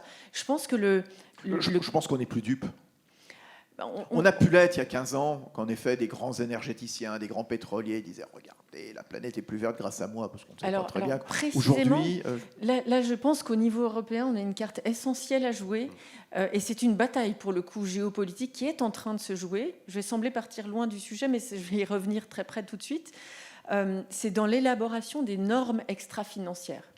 On a aujourd'hui la capacité, on a développé quelque chose de très puissant, l'idée que les entreprises pouvaient avoir une raison d'être, certaines même être des entreprises à mission. Il y en a qui se sont un petit peu mis dans des situations difficiles de ce fait, mais on a envie collectivement d'exprimer nos valeurs par cette association de l'entreprise, cette réconciliation du capitalisme avec la responsabilité. Et ça, c'est typiquement quelque chose que l'Europe peut exprimer au sens noble du terme. C'est-à-dire que l'Europe a créé ce qu'on appelle une taxonomie, c'est-à-dire une classification, dans certains critères quelque part, selon lesquels les investisseurs vont pouvoir se déterminer en disant tiens, j'investis sur telle entreprise. Ah, elle fait du pétrole, on lui demande de ne plus faire du pétrole, elle ne demande de ne plus faire du charbon, on lui donne un petit peu de temps pour qu'elle fasse sa transformation. Enfin, voilà, il y a vraiment une pression des investisseurs, justement, en direction. Et c'est un soutien important. Qui devient concrète, mais Les trucs qui marchent, comme disait Emmanuel tout à l'heure, ce sont les choses qu'on peut mettre en œuvre. Et pour pouvoir les mettre en œuvre, sachant qu'une entreprise, quand même, pour survivre, il faut qu'elle fasse des profits, c'est quand même une condition nécessaire, il faut donc qu'on soit capable de quantifier tous ces effets Matcher les deux. et de les traduire finalement en normes financières. Si on arrive à quantifier ces effets et à dire voilà, ça correspond à telle valeur, je peux valoriser ça, je peux même imaginer émettre un actif en contrepartie de ces effets. On peut tout imaginer. Et quand on fait rentrer ça dans un cadre, j'allais dire, standard de comptabilité, qu'elle soit même nationale ou comptabilité d'entreprise, alors on aura un levier extrêmement puissant. Les États-Unis l'ont bien compris. Et là, on a vraiment chacun à exprimer les valeurs qu'on veut mettre dans cette nouvelle normalisation du monde. Et Emmanuel Combe, Pierre Bentata, il va y avoir un rééquilibrage justement vers tous ces enjeux sociétaux. Est-ce que le vert va être facteur de relance ? Oui, il va être facteur de relance, mais je compléterai, je nuancerai un petit peu le propos. Vous savez, on n'est pas spontanément pour le green. Moi, je suis économiste et donc je suis un petit peu rabat-joie. Hein. Je pense qu'on change surtout de comportement quand on n'a pas le choix, parce que le prix vous explique que ça coûte très cher de polluer. Donc je pense qu'on ne fera pas l'économie à un moment donné, pardon, je sais que ça n'est pas à la mode en France, on ne fera pas l'économie d'une réflexion sur la taxe carbone. J'entends l'idée que les entreprises prennent des engagements et c'est super. J'entends que le gouvernement fait une loi climat et résilience et c'est super. Hein, le score des produits carbone, mais penser que nous allons radicalement changer de comportement parce qu'il est écrit sur le produit qu'il est meilleur que l'autre, je n'y crois pas. Et je pense que pour le coup, comme ça n'est pas possible à faire en France, pour les raisons que vous connaissez, qui sont légitimes, des raisons politiques, hein, suite à l'épisode des Gilets jaunes, je pense qu'on a un espoir qui est l'Europe, à nouveau. Et ça n'est peut-être pas un hasard, me semble-t-il, sans y voir une machination ou un complot, que le gouvernement français soit à l'offensive sur cette fameuse taxe aux frontières. Hein, en 2 mots, qu'est-ce que c'est ? C'est l'idée qui est de dire, quand j'importerai un produit chinois qui ne respecte pas les normes environnementales que nous-mêmes, nous nous sommes imposés avec le Green Deal, alors il payera une taxe aux frontières. Taxe qui servira notamment à abonder ces 750 milliards qui ont été dégagés. Oui. Ceci étant, on parle d'une taxe qui devrait procurer entre 5 et 14 milliards. Donc par rapport aux 750 milliards, ça fera peu de choses. Mais c'est intéressant, ça veut dire que c'était l'une des conditions posées. L'Europe est à nouveau la solution pour la France, qui ne peut pas, me semble-t-il aujourd'hui, assumer un débat sur la taxe carbone. Mais on n'y échappera pas. Je veux dire, on peut tourner autour du pot autant que l'on veut, les économistes sont clairs, on ne change pas spontanément de comportement seulement par morale. On y change parce que les prix nous obligent à changer, et le prix, ça s'appelle la taxe. Lorsque vous voyez que prendre l'avion coûtera beaucoup plus cher parce qu'il y aura une taxe sur le transport aérien, peut-être qu'on arbitrera et qu'on prendra moins l'avion. Donc attention à cette idée que tout va se régler par des engagements, des promesses, du greenwashing. C'est super, ça réglera pas tout. Oui, Pierre Bentata, est-ce que l'économie de l'avenir de l'économie passera en effet donc par du green, par une économie plus tech, plus innovante, justement ces nouvelles chaînes de valeur mises en avant tout à l'heure par Bruno Le Maire. On a pris un virage techno, aller à marche forcée pendant ce Covid, mais enfin quelque part qui suivait déjà peut-être des pistes qui avaient été lancées. Ça va être structurant ? Oui, ça va être structurant, mais alors, j'aimerais juste être là pour une fois, me démarquer de mes camarades, et avant de venir là-dessus, vous dire pourquoi je suis très pessimiste sur l'économie verte. D'abord parce que on le comprend bien, pour arriver à développer ce genre de secteur, il faut de la taxe, il faut de la réglementation. Et donc ça implique quand même de choisir à la place de la population ou des consommateurs ce qui est bon et ce qui n'est pas bon. Et c'est toujours quelque chose qui, sur le plan économique, est problématique, parce que l'objectif normalement d'une économie de marché, c'est de permettre à chacun de révéler ses préférences. Là, on impose quand même très fortement une voie particulière, qui peut poser problème pour les pays les plus pauvres si on se sert de ce genre de taxes, par exemple, à des fins de protectionnisme déguisé. Donc ça m'inquiète un peu. Il y a aussi quelque chose, c'est qu'on sous-entend ici qu'on n'est pas performant sur le plan environnemental. Or, pour une fois, il faut s'en féliciter. Quand vous regardez l'Environmental Performance Index, la France est toujours dans les 2 premiers. On est vraiment un pays très propre, quoi. Donc, au lieu de se dire que tout va mal là-dessus et qu'il y a demandons-nous comment étendre le modèle qu'on a déjà au reste de l'Europe, mais on a quelque chose où on fonctionne. Donc, c'est pas la peine de se dire, il faut pas se dire, il faut faire la révolution chez nous. Justement, chez nous, ça marche. Et ce qui m'inquiète là-dedans, c'est que quand vous combinez ces deux idées, vous dites qu'il vous faut des grands projets. Or, on l'a dit tout à l'heure, pour l'instant, on est très endetté, mais on sait qu'il y a eu énormément d'épargne forcée qui a été mise en place. Et donc, la tentation qu'on entend régulièrement en ce moment, c'est prenons l'épargne des gens qu'on a forcés à épargner pour investir là où on a envie. Et ça, c'est vraiment très problématique. Vous punissez les gens deux fois, d'une certaine manière. S'ils ne sont pas d'accord avec le projet et vous les avez empêchés de consommer précédemment, vous les condamnez complètement en utilisant l'argent comme vous voulez. Donc ça, c'est vraiment problématique pour moi. C'est vraiment pour ça que je suis assez pessimiste là-dessus. En tout cas, si on nuance pas et si on ne fait pas très attention à la façon dont on met ça en place. Alors, pour répondre à ma question, l'économie de demain, ce serait une économie plus agile, ça va être lors de la transformation, lors de la réinvention, une économie plus tech. On a beaucoup parlé de télétravail notamment, oui, ça c'est sûr. voilà, qui s'est imposé clairement. Va-t-on revenir en arrière ? Je n'en suis absolument pas sûr. Non, ça c'est quelque chose sur lequel par contre je suis beaucoup plus optimiste. C'est que en France on n'est pas très agile justement, et là on a été forcé d'épouser une transformation. On a été contraint, mais du coup on a pris 10 ans de développement technologique ou de changement organisationnel en une année. Ah oui. Et ça c'est très bien parce que on voit, quand vous voyez l'ensemble des enquêtes que vous avez dans les entreprises, tout le monde se dit finalement ça marche. Il reste encore quelques endroits, c'est d'ailleurs assez paradoxal, souvent dans des trucs un peu innovants où des entreprises se disent non, je pense que si les gens sont en télétravail, ils ne bossent pas. Mais globalement, on a pris le pli. Donc on comprend bien que demain, les employés seront davantage contents s'ils sont en partie, on ne sait pas combien, mais disons moitié-moitié entre du télétravail et du présentiel, que les entreprises ont vu que ça marchait aussi, que c'était quelque chose de beaucoup plus flexible, que ça diminuait pas la productivité, à condition de ne pas être en 100% télétravail, et à condition de faire attention évidemment aux différences dans les secteurs. Mais là, on a quelque chose qui est très bon. D'abord parce que ça désengorge les grands centres, ça permet aux gens d'avoir une meilleure qualité de vie lorsqu'ils s'éloignent, d'augmenter leur pouvoir d'achat. Vous avez là un impact environnemental qui est réel. Donc il y a aussi quelque chose qui sur le plan d'un projet vraiment écologique est quelque chose d'efficace, et vous avez des gens qui retrouvent un peu de sens au boulot. Donc tout ça est très bien, et ça il faut vraiment avoir une réflexion là-dessus sur comment on fait pour l'améliorer. Moi le seul point disons de pessimisme que j'ai là-dessus, c'est que on n'a pas tiré les leçons de ce qu'on a fait. L'ensemble des plateformes qui ont fonctionné là-dessus, l'ensemble des raisons pour lesquelles on a réussi à mettre ça en place, c'est parce qu'on a des champions qui sont pas européens. Mais au lieu de les remercier d'une certaine manière ou de se dire comment on fait pour développer à partir de leurs écosystèmes des procédés, des applications qui nous permettent d'encore renforcer ce travail en distanciel, par exemple, ou cette nouvelle organisation du travail, on se dit il faut les sanctionner aujourd'hui. Et vous avez quelque chose qui est très bizarre. C'est vraiment au moment où on a eu le plus besoin des GAFA. Merci Zoom, mais hop, on tacle Microsoft. C'est ça, pour caricaturer, au moment où on a eu plus besoin que jamais des GAFA et qu'elles nous ont un peu sauvés, c'est le moment où on se dit, alors il va falloir maintenant les taper. Juste encore un mot, parce que là j'ai beaucoup de questions, et puis il va nous rester une petite vingtaine de minutes, avant de retrouver Jean-Claude Trichet, qui interviendra juste après dans ces rencontres de l'avenir de Saint-Raphaël, édition 2021, 100% digital, avec vos questions évidemment qui arrivent. Natacha Valla, on entendait tout à l'heure Bruno Le Maire nous dire, voilà, toutes ces questions, j'allais dire technologiques, environnementales, doivent nous guider dans les politiques publiques. C'est quoi la gestion de l'État et des finances publiques dans ce contexte économique de 2021? Alors, on l'a évoqué en début de discussion, il faut pas se voiler la face. On a accumulé beaucoup de dettes de façon légitime parce qu'on a géré la crise Covid de cette manière, et il n'y avait pas d'autre façon de le faire. Mais cette dette est venue s'ajouter à une dette qui était quand même assez considérablement amassée auparavant. Donc je pense qu'il y a une vraie réflexion à conduire au niveau de d'abord du taux de prélèvement obligatoire. On a constaté que la France était quand même très tolérante à l'impôt et qu'on a un taux de prélèvement obligatoire parmi les plus élevés du monde, ça tout le monde le sait.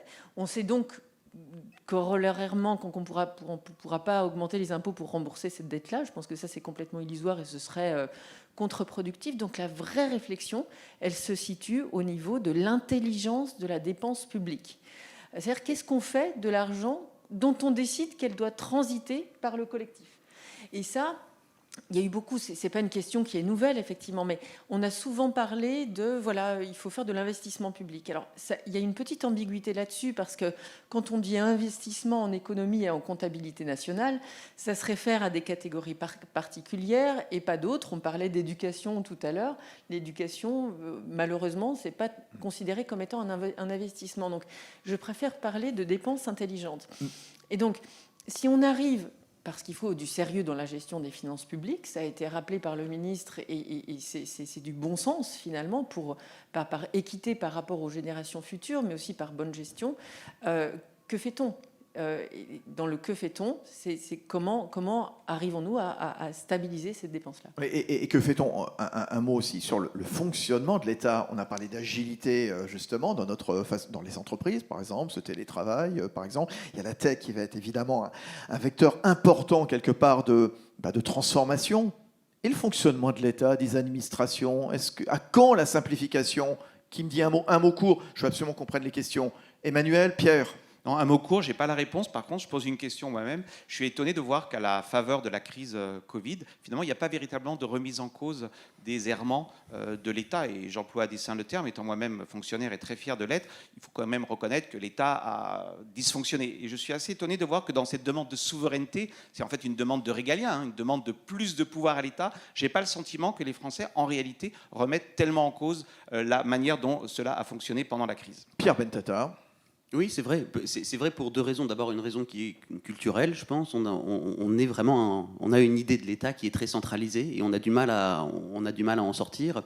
Et ce qui fait que quand c'est en plus sur un symbole particulier qui est la sécurité sociale ou la santé, qu'on pensait être vraiment l'insubmersible, le joyau français, quand on voit qu'en fait c'était le Titanic, on a du mal à l'accepter. Mais l'intérêt, on en parlait au tout début, l'intérêt d'une crise, c'est que la crise, au sens étymologique, c'est bien ça, c'est un jugement, c'est une révélation qui vient nous montrer ce qu'était vraiment le réel auparavant. Et on s'aperçoit bien ici que le fonctionnement a été beaucoup trop centralisé, beaucoup trop bureaucratique, et peut-être que c'est l'occasion, si nos hommes politiques ont le courage de le dire, et s'il y a davantage de relais dans les médias, d'avoir une vraie réflexion sur comment arriver à avoir un État qui est plus efficace, mais ce qui signifie souvent en France plus décentralisé. Bon, les questions, et merci à toutes celles et tous ceux qui nous ont posé des questions ici pour cette édition 100% digitale des rencontres de l'avenir. D'habitude, il y a des centaines de personnes, mais Monsieur le maire nous le disait tout à l'heure, il espère franchement que la prochaine édition, en novembre prochain, soit totalement en présentiel. Il a raison et on l'accompagne évidemment dans ses vœux. Alors, question, le déclin de l'industrie française était-il enrayé avant la crise ?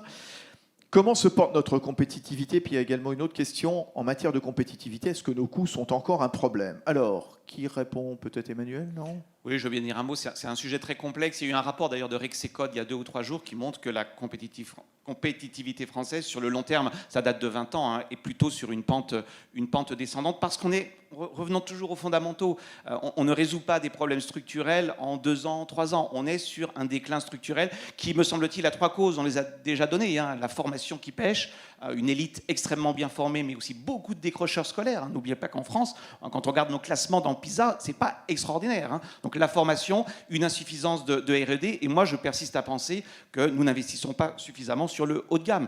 Peut-être un petit mot à cet égard, personne n'en parle. Tout le monde nous parle de la tech, c'est génial la tech. On oublie quand même que le second solde de commerce extérieur français après l'aéronautique c'est 31 milliards de solde. C'est le luxe. Le luxe, exactement. Et oui, mais le luxe, pardon, on n'a pas beaucoup de concurrents. Enfin, j'ouvre la parenthèse, je la ferme aussitôt, et je connais un petit pays qui est un des plus riches pays du monde, qui s'appelle la Suisse, qui marche sur 2 jambes, la pharmacie et l'horlogerie. Ce que je veux dire par là, attention de ne pas tomber dans ce mythe, la France de demain, ça sera une France de start-up qui fera que du numérique.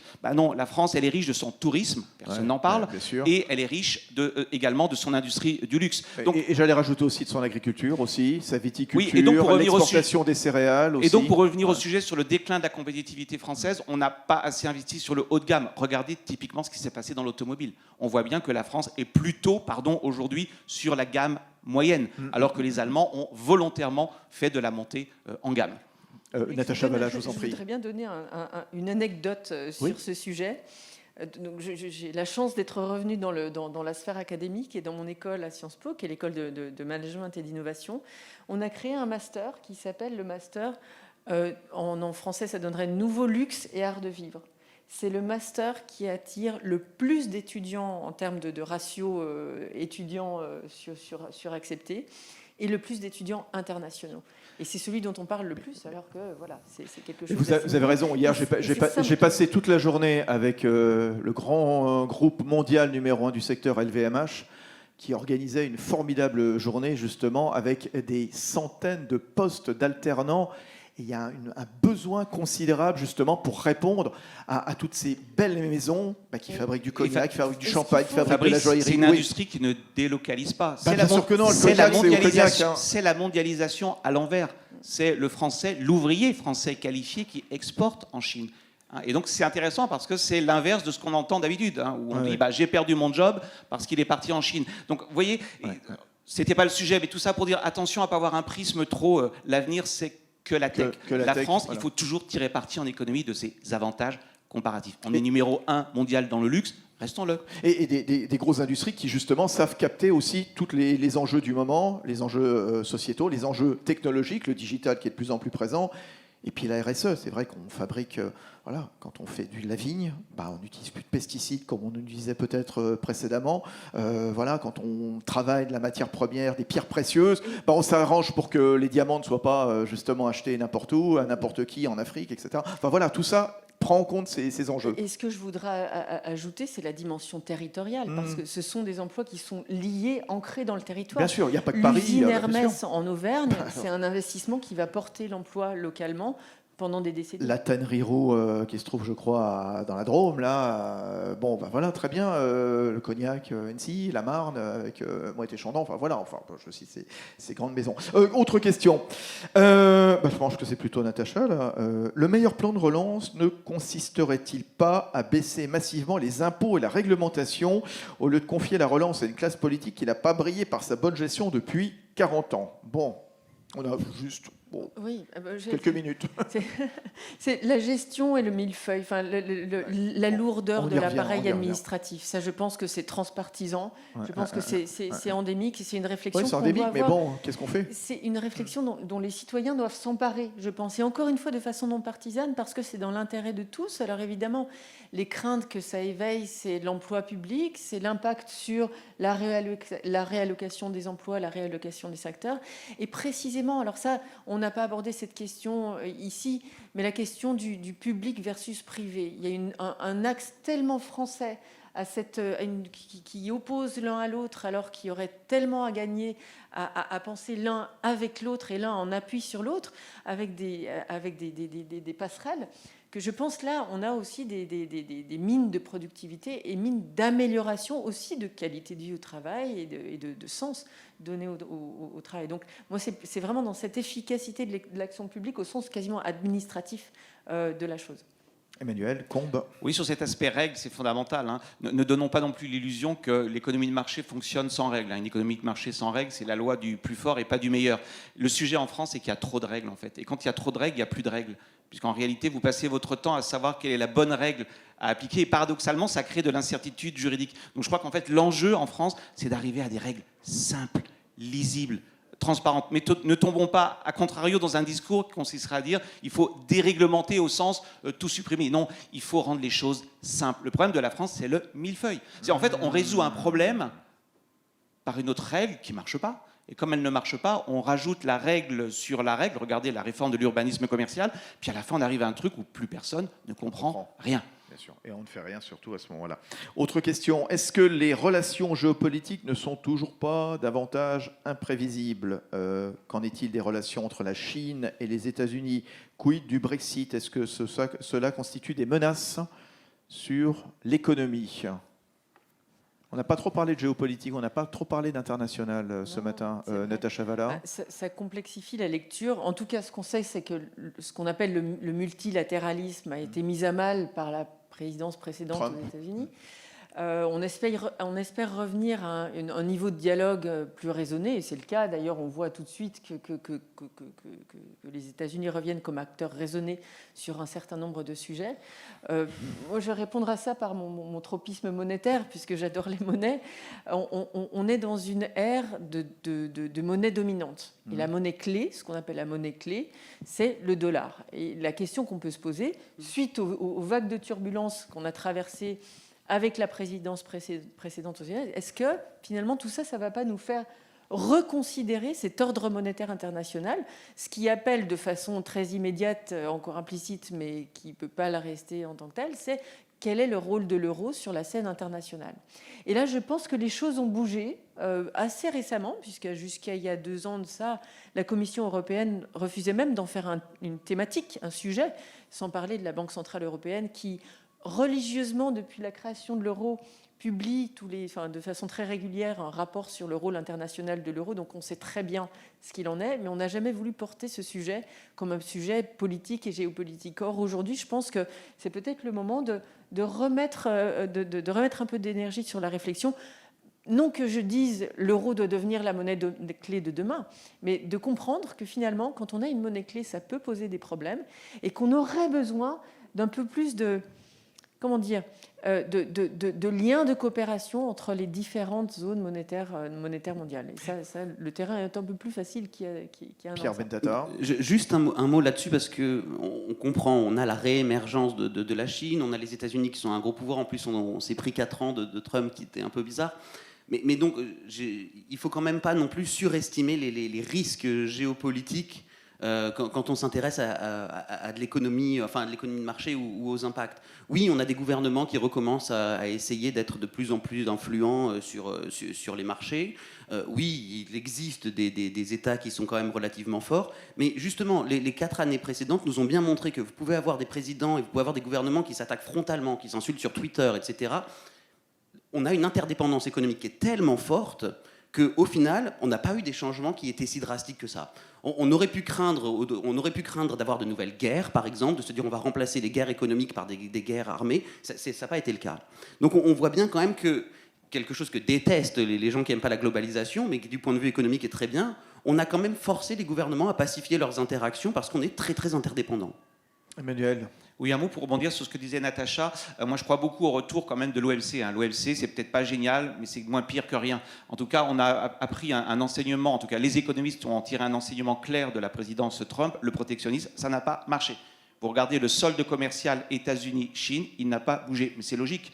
Quand vous dites je ne veux pas des produits chinois, les Chinois ne sont pas stupides. Tu ne veux pas de mes produits, eh bien je vais taxer ton maïs américain. Donc au moins, on a vu que le protectionnisme comme politique générale, je ne dis pas un protectionnisme ciblé, mais général, ça ne marche pas. Et on va revenir, à mon sens, à la raison, c'est-à-dire à l'OMC. Deuxième point, l'Europe en a fini avec la naïveté. Et ça, c'est quand même la bonne nouvelle. Moi, je trouve qu'il se passe des choses assez extraordinaires en Europe, portées par la France, avec la nouvelle mandature Breton-Verstager. Que dit l'Europe?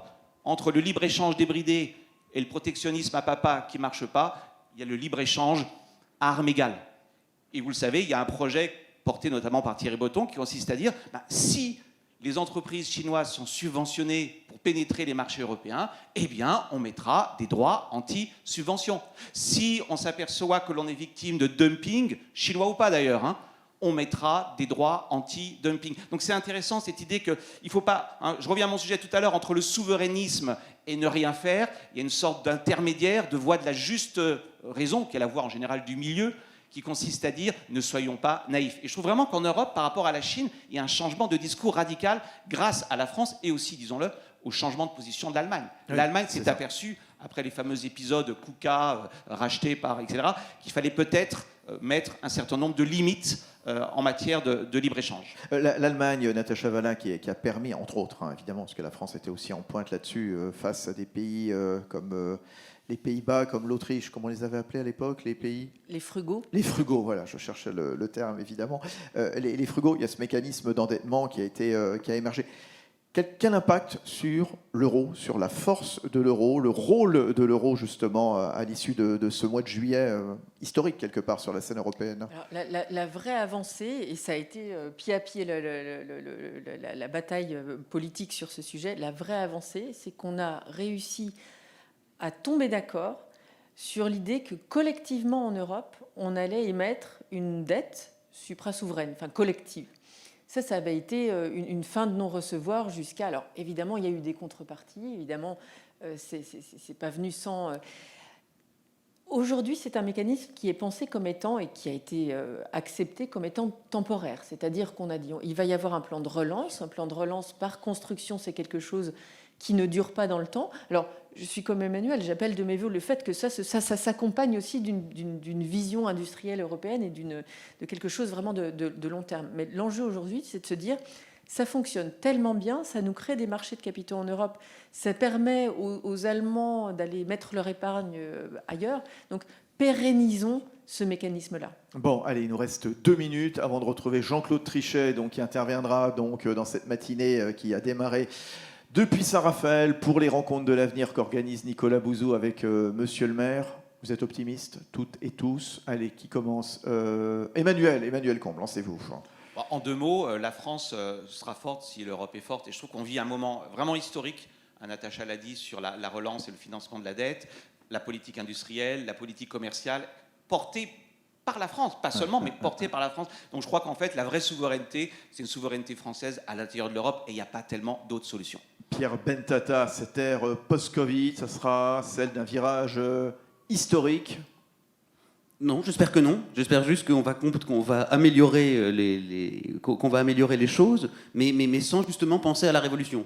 N'ayons pas de pensée révolutionnaire, ne soyons pas sur-optimistes sur nos capacités, mais en même temps ne soyons pas trop pessimistes sur ce qu'il y avait avant. Essayons d'améliorer les choses en épousant les mouvements qu'on a été obligés là de prendre et d'intégrer.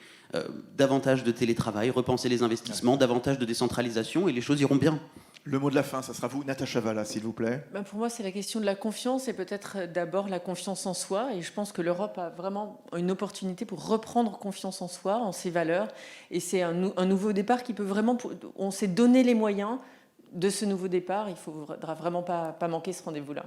Très très bien, merci à tous les trois. Je rappelle Natacha Valla, donc doyenne de l'école de management et de l'innovation de Sciences Po, auteure du futur de la monnaie. Voilà, elle en a esquissé quelques traits justement dans cette conférence qu'on a également menée avec Emmanuel Combe. Emmanuel Combe, donc, qui a participé à cet ouvrage collectif de Fondapol, Souveraineté économique entre ambition et réalité. Voilà, il nous l'a dit tout à l'heure, il faut être prudent quand même dans ce qu'on fait. Voilà, il y a peut-être un mirage, mais en tout cas, construisons peut-être davantage une souveraineté européenne que française, à tout craint, à tout va, qui pourrait évidemment nous être préjudiciable. Pierre Bentata, merci à vous. Économiste, essayiste, directeur de Rinzen Conseil. Voilà, la matinée, elle se poursuit. Donc ici, toujours depuis Saint-Raphaël, avec les rencontres de l'avenir jusqu'à ce soir, donc 18h. Il y aura une clôture avec Luc Ferry.